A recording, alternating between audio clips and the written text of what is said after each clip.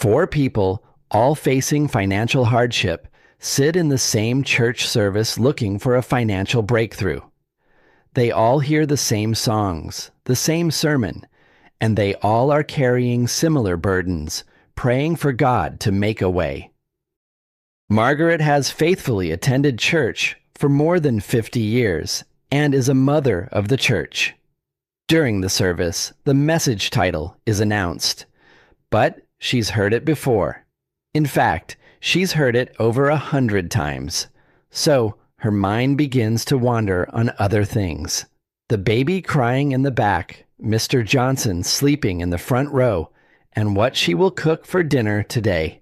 She pays little attention to the word being preached and receives very little from it.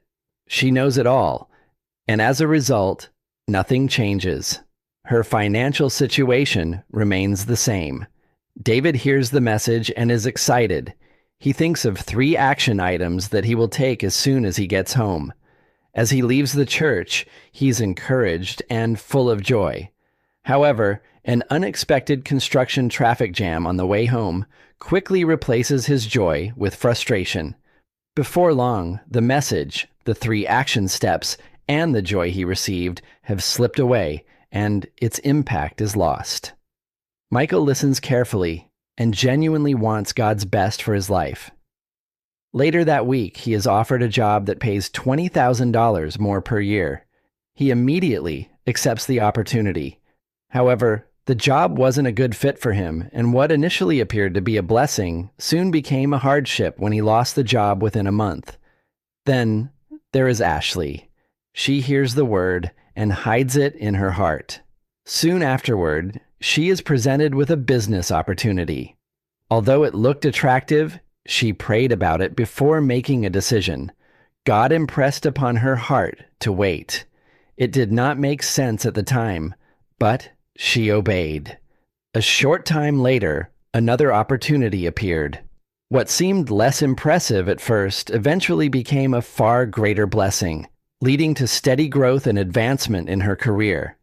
This illustration reflects Jesus' parable of the sower found in Matthew 13, Mark 4, and Luke 8. I encourage you to read the story. Margaret represents the seed sown by the wayside. Satan immediately stole the word. David represents the seed sown on stony ground. However, his roots were shallow, and when tested, the seed was destroyed. Michael represents the seed sown among thorns. The roots develop, the plant grows, but the cares of this world chokes the plant and it dies. Ashley represents the good ground. In the good ground, all of the tools of Satan are deployed, but none of the tools are effective. That good ground produces, time after time, great abundance. In each case, the same seed was sown. The same word was preached. The difference was not the seed. The difference was the condition of the soil that received it. Jesus taught that only one type of ground produced a harvest. The question is not whether God is speaking. He is. The question is, what kind of ground is His word finding in your heart? A hard heart rejects it. A shallow heart forgets it. A distracted heart crowds it out.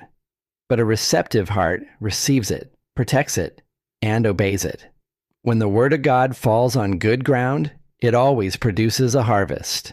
The harvest may not come overnight, but in God's perfect timing, it will come. The condition of your heart today may determine the blessing you experience tomorrow.